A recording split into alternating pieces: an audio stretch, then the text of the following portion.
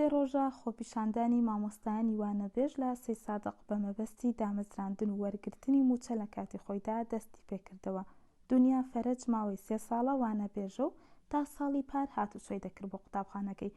ئەو موچەی وەریدەگرت تەنها بەشی هاتوچۆکەی بوو کە ئەویش لە کاتی خۆیدا نەدەهات. دنیا باسی ڕۆڵ و گرنگی ژنانی وانەبێژ دەکات لەم خۆپیشاندانەدا و دەڵێت جێگەی دڵخۆشی ئامادەبوونی ئەو ڕێژە زۆرەی ژنان لە خۆپیشاندانەکەدا. من وەکو مامۆستایەک ئەم ساڵ 3 ساڵە مامۆستای وانەبێژم. ساڵی پار هاتوچۆمە کرد، بەڵام ساڵ لێرەم هاتوچۆ ناکەم. ئەنجام تا ئێستا موچەی مانگی 4 و 5 و 6مان وەرنەگرتووە. بەڕاستی ئەمە حاڵێکی زۆر خراپە.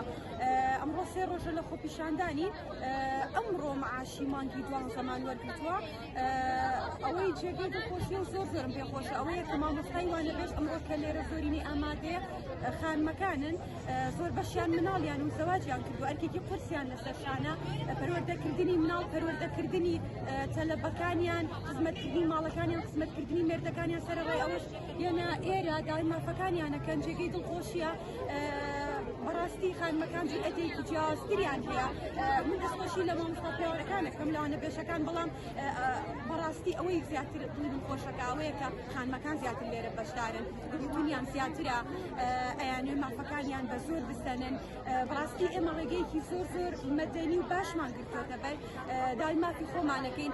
ئەگەر حکومەت باڵکی میلەتە کاتە تۆ گەر باوکت چەند مانگێک ئێهمالکە پارەشی پێبێ، دوای چەند مانگێک تۆ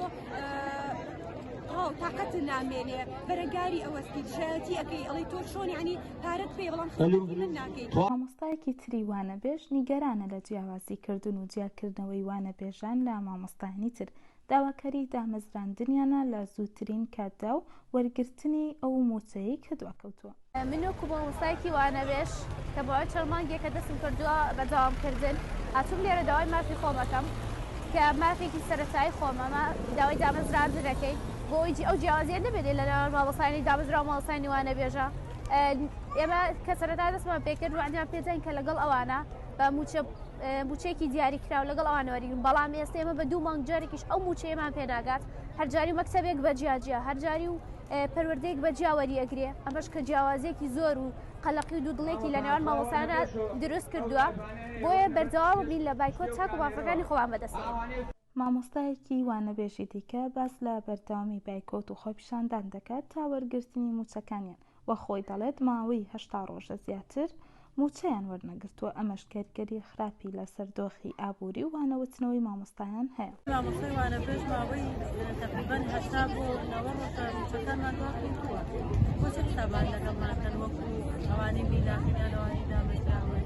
ئایا شێوی ژیانی لەسەر ئەم موچەیە واکەوتنی ئەبێتەوە ئەوەی کە باری ژیانی خراپ بێت و نەتوانێت بە باشی دەست بە تەلەبەکانی بڵێتەوە، بۆیە بایکۆتکردن بۆ هیوادارین وەڵامان دێت. ناسک حەمە سەعید لە هەموو خۆپیشاندانێک وەک ژنێک بەشدار بووە. ماوەی 4 ساڵە وانەبێژە و تەواوی 4 ساڵەکە هاتوچۆی کردووە و هیچ کاتێکیش موچەکەی لە کاتی خۆیدا نەهاتووە و بە خزمەتیش بۆی نەنووسراوە، چونکە وانەبێژە.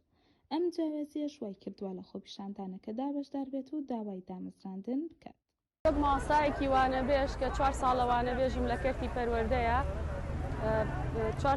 شانبەشانی مامۆستایانی میلاک خزمەتمان کردووە، بەڵام وەکو مامۆستایانی میلاک حەقمان پێ نەدراوە. جیاوازیەک هەیە لە بینی مامۆستای میلاک و مامۆستای وانەبێژە، ئەوەی کە بۆ ئەو خزمەتەی ئەوان ئەیکەن بە خزمەت بۆیان حسابە، بەڵام ئەو دەوامی کە ئێمە 4 ساڵە کردومانە بە خزمەت بۆمان حساب نییە و وەکو ئەوان پارە موچەمان نییە لەوان کەمتر وەرەگرین و لە کاتی خۆشیاوەری ناگرین. ئەوە ئێستا 2 مانگە ئێمە ئەوان پارەیان وەرگرتووە بەرچاوی ئێمەوە، هەتا ئێستا ئێمە وەرمان نەگرتووە و پارەی مانگی 4 و 5 و 6مان هەتا ئێستا پێ نەدراوە هیپار. بۆیە ئێمە بەردەوامین لە بایکۆت و خۆپیشاندان هەتا وەکو جۆمان ئەیەنەوە. خۆپیشاندانی وانەبێژانی سەی سادق ماوەی 3 ڕۆژە بەردەوامە و بایکۆتکردنی وانەکانی خوێندنیان کردووە. ئامادەبوونی ژنان لە خۆپیشاندانەکەدا زیاتر لە نیوە بووە و ڕۆڵێکی گرنگیان هەبووە لە داواکردنی مافەکانیان. ئاسوودە محەممەد، سەی سادق.